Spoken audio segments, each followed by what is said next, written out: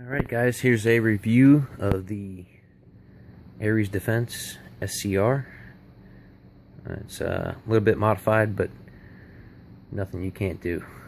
A very nice weapon, or gun, what should I say. I'll show you what I've done. At this point I have the Stag Upper with the Ford Assist, the deflector on it. This gun doesn't come with that stock, in stock form, should I say. The P-Mags, which are nice, pretty reliable. As you see, I'll pull this back. P-Mags will lock this weapon back. The bolt will stay locked with them. On the other side here, you can see there is no bolt catch. I can buy one from SCR if I wish to do so. I believe it's like $35 or somewhere around that area. But you can modify these guns pretty nicely. New York State legal, which is pretty sweet. As you can see, it's got a pretty much like a shotgun stock on it, but it's very comfortable. It's some guys say it's like a Remington 870 stock. I don't think that's the case. I think it's more or less like a something you find on a normal rifle, like a 30-06 from Savage, or something along those lines. The buffer tube starts here, goes down in there, but it works. That right there, it's a Stag Arms 16-inch barrel, 1x9 twist, chrome lined, aftermarket. I swapped it in, and it's basically all bolt-ons. What you would find with any AR-15, you can do with this weapon, or gun, should I say. But yeah, it's pretty user-friendly. No problems so far. No issues on this one. I do have one thing I will say is, like, this rail system here.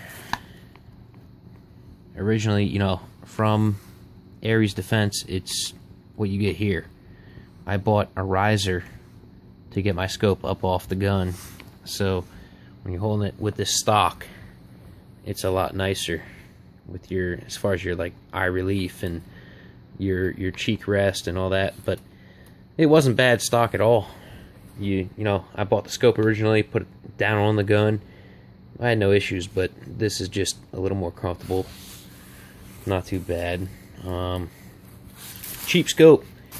It's a True Glow 4 power, which a lot of guys would say, probably sucks, and I'd agree, but it's worked wonderfully on the gun. I get nice, tight groupings, and put a little flashlight on there, whatever. It's cool. It's fun. It's got the strobe, all that stuff. A lot of lumens, but yeah, if you're looking at one, I'd buy it, especially in New York or California or whatever. The gun is definitely worth it. I've had a lot of fun with it, and I haven't had any issue with it thus far. I think I got, probably about 800 rounds through it, and it's been pretty solid. I'll show you if I can do this really quick with the camera. Pop it. Let me grab something to pop the pins with real quick. Guess I'll use my keys. These will work. Alright. There you go. One thing would be, it's not your normal pinning on the AR-15. Well, I guess it is. Any mil-spec upper fits, but what I'm trying to say is, like, you can't put this gun together like you would put together a normal AR-15, which is front pin in first, and the rear pin snaps in. But here's your mag release in the same spot. It triggers more to the rear because of the stock,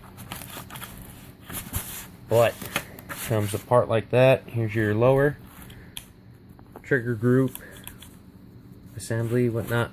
It's got a You know, I don't know what they call this type of safety, but I like it. Very positive. As you can see, I have to push it pretty hard, you know. That's nice. This here is your bolt carrier group. That right there, aftermarket lever that I put on it, a little bit longer, but it comes out. Here's your bolt. Looks like it was cut in half. Pretty much was. From a normal mil spec AR-15, this is a lot shorter. Here's your, I don't know what they call it, rod, whatever. Fits down into the buffer tube, which is right here on this particular gun. It's a proprietary stock that Ares has out to be New York State compliant. And your charging handle, same as any kind of M16 or AR-15, same deal. Low profile, so it doesn't have the gas block system that's, you know, in the back, keeps the gas from coming out of the back in your eyes and whatnot, but I don't have any issues with that. I go shooting at the range and stuff, and it doesn't really bother me. Wearing glasses, whatnot. But goes together. Pretty simple. I'm not left-handed. I'll try to do this left-handed to show you. Look down in there. See how it works. All that stuff pops in there pretty. I'd say pretty easily normally, but again, I'm doing it left-handed, so it's gonna be a little bit. Tilt it forward, bring it back, snaps in. Alright, switch hands, do this right-handed.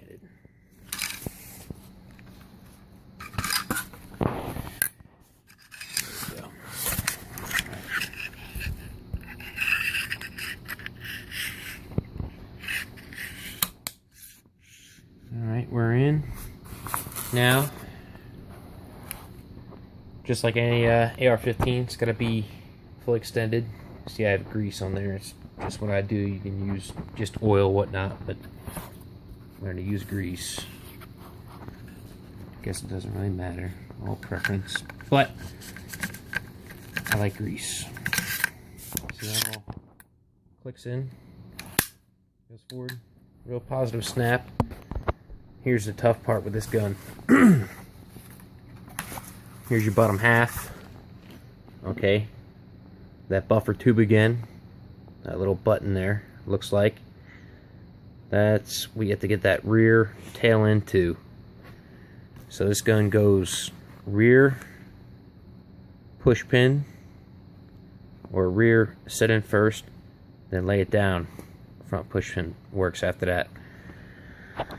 So we'll try it out here, one-handed, or I don't know if I can do it one-handed. It's kind of tough. I try to hold the gun with this side. Try to get in there to where you can see what I'm doing. But if you look in here, you have to watch, make sure that tail falls in on your bolt carrier group. It's got to snap into your buffer tube. So if I lay it down sideways, show you, let me see. Okay, looks like that slipped in there. Another time, you can see, okay. It's in the rear. Now, keep in mind it's easier to do this with both hands, but I'll hold the rear down, come through and just squeeze the front in. Okay, we're together now. And tilt the gun up, push down on that rear, pop the pin in, it's in, pop the front pin in, it's in. Okay, now I'll do a little test. Let's see if I can show you this without taking the phone off it, or the camera. Okay, pull that, it goes forward, snaps forward, we're in. So I just did it one-handed. It's not like it's impossible to do, you know. Two-handed, I don't know. normal style receiver and stuff might be a little bit quicker, but this is not bad at all. Relatively easy. But it's a good little gun. I'd buy it again. And the only downside coming from the factory, you don't have the bolt catch, which will be here. You can buy it from them for 30 bucks, you know, drops in there. I bought the aftermarket upper because, like I said, the Ford Assist wasn't there and the deflector wasn't there. But then again, right now this Ford Assist doesn't work because, as you can see down in here, there's no not sure what you call it, but no machining for it to work. Okay, so I'd have to buy a new bolt, and I don't know if Aries makes one that has the machining in it for this Ford Assist to work. So I just put the button in there because, you know, keep debris out and such. Looks cool, whatever. I don't care. Didn't really care about that. What I cared about was this, because whenever I was shooting this gun without the deflector, as Aries sells it, back here I was getting a lot of marring of the finish. What would happen, you shoot it, the gun would, you know, eject pretty hard off the 5.56 round.